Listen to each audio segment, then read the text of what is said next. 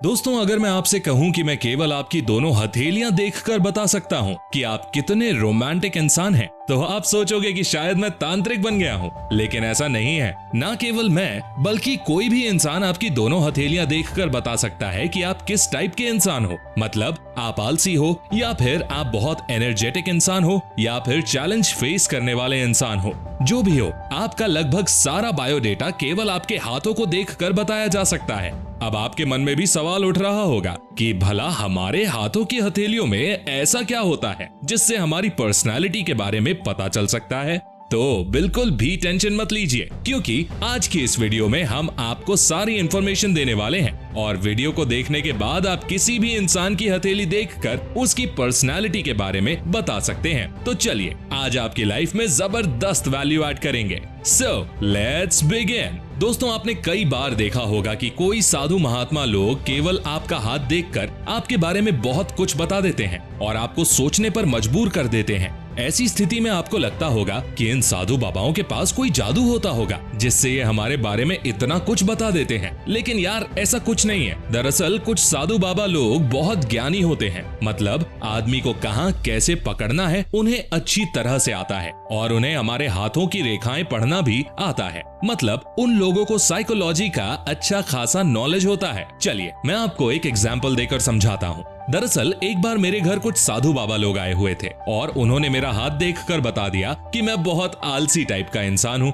और ये बात बिल्कुल सच है। कुछ देर के लिए तो मैं सोच में पड़ गया कि आखिर इस बाबा को मेरे बारे में कैसे पता चला। दरअसल उस साधु बाबा ने मुझसे दोनों हथेलियां जोड़ने के लिए कहा था। अब भला हम भी कहां मानने वाले थे। हमने तुरंत इस सच्चाई का पता लगाने की ठान ली। इसके बाद मैंने तुरंत इस विषय पर रिसर्च की और मुझे पता चला कि इसमें कोई जादू टोना नहीं बल्कि हाथ की रेखाओं का खेल था। दोस्तों, इस बात को और अच्छे से समझने के लिए अब हम इसे प्रैक्टिकल करके देखेंगे।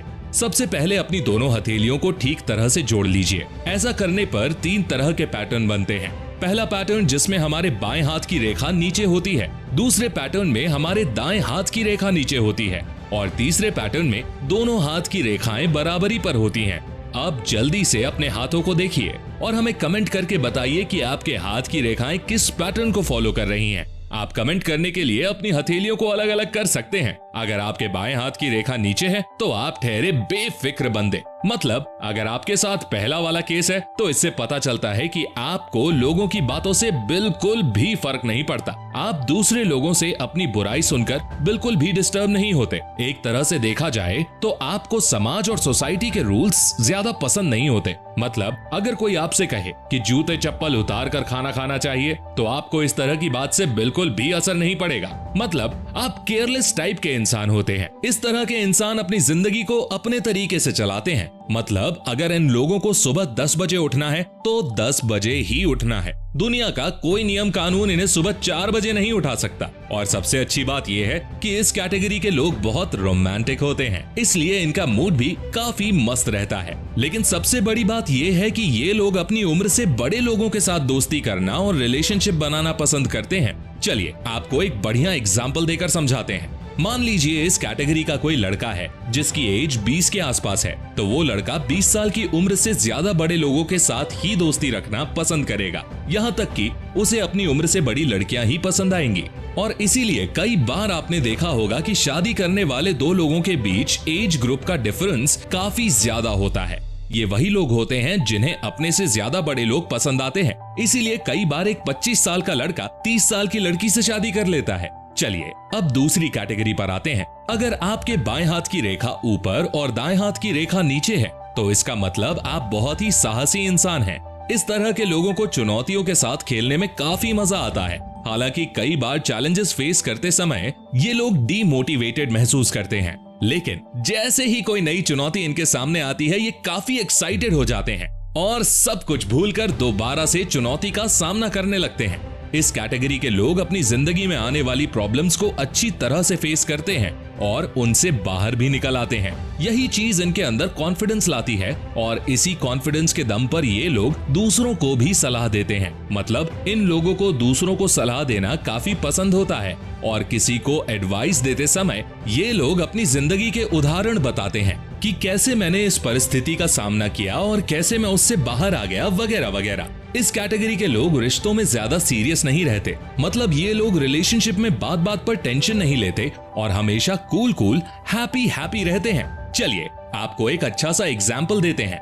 मान लीजिए आपके बॉयफ्रेंड या गर्लफ्रेंड ने ऑनलाइन रहते हुए भी आपका रिप्लाई नहीं किया, तो कई लोग इस बात पर बहुत सीरियस हो जाते हैं कि उसने मेरा रिप्लाई क्यों नहीं किया, वो ऐसा कैसे कर सकती है। लेकिन इस कैटेगरी के लोग कभी भी ऐसी छोटी मोटी बातों पर सीरियस नहीं होते और हमेशा चिल रहते हैं। अब आप जब भी इस कैटेगरी के लोगों से बात करेंगे तो इनके चेहरे पर एक अलग ही लेवल का कॉन्फिडेंस रहता है। ये लोग हमेशा खुश और मोटिवेटेड दिखाई देते हैं।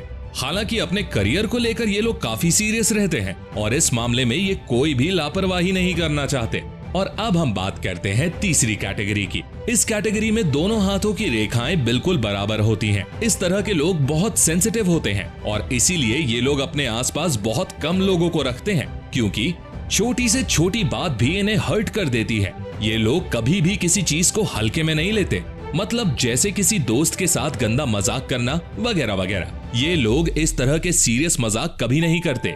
इन लोगों की जिंदगी में बहुत कम लोग होते हैं, लेकिन इस कैटेगरी के लोग जिस किसी के साथ भी रिलेशनशिप रखते हैं उसमें बहुत सीरियस होते हैं। मतलब अगर उस रिश्ते के लिए कुछ भी करना पड़े तो ये लोग करके दिखा देते हैं। इनके बहुत कम दोस्त होते हैं, लेकिन जितने भी होते हैं बहुत गहरे दोस्त होते हैं। ये लोग अपनी दोस्ती और रिश्ते में वफादारी की मिसाल पेश करते हैं। इन लोगों का दिमाग और माइंडसेट बहुत मजबूत होता है, इसीलिए ये लोग आसानी से किसी की तरफ अट्रैक्ट भी नहीं होते। इन लोगों का कैरेक्टर बहुत मजबूत होता है, इसलिए ये लोग अपने कैरेक्टर के साथ छेड़छाड़ बर्दाश्त नहीं कर सकते। मतलब अगर कोई कल परसों का आया बंदा इनसे तू करके बात करने लगे तो इन्हें बिल्कुल भी पसंद नहीं आता। और यही एक वजह है कि इनको पहचानने वाले 50% से भी ज्यादा लोग इस कैटेगरी के लोगों को अकड़ू और घमंडी मानते हैं। इस तरह के लोगों को फीलिंग को समझाना बहुत मुश्किल होता है, क्योंकि ये लोग कभी भी अपनी फीलिंग को जाहिर नहीं करते। लेकिन जो लोग इन्हें जानते हैं और बहुत अच्छी तरीके से जानते हैं, वो लोग इनकी बहुत इज्जत करते हैं,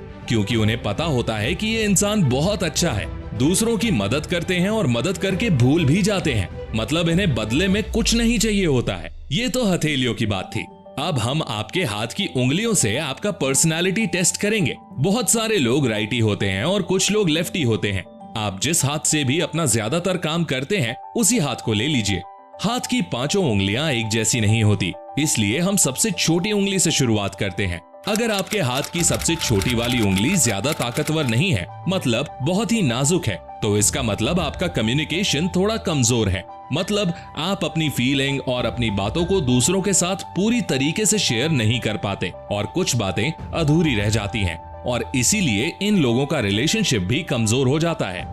वहीं अगर रिंग फिंगर की बात करें तो जिन लोगों की रिंग फिंगर मजबूत और सीधी होती है वो लोग बहुत अच्छे कलाकार माने जाते हैं। चल झूठा। क्रिएटिविटी से लेकर दूसरों के सामने अपनी बात रखने तक ये लोग हर जगह सही साबित होते हैं और इसीलिए इनके रिश्ते भी सभी लोगों से काफी अच्छे होते हैं। ठीक इसी तरह जिन लोगों की मिडिल फिंगर यानी बीच की उंगली बिल्कुल सीधी और मजबूत होती है, वो लोग अपनी जिंदगी में भी काफी मजबूत होते हैं। ये लोग हमेशा सिर उठाकर चलते हैं, क्योंकि इनके अंदर कॉन्फिडेंस भरा होता है।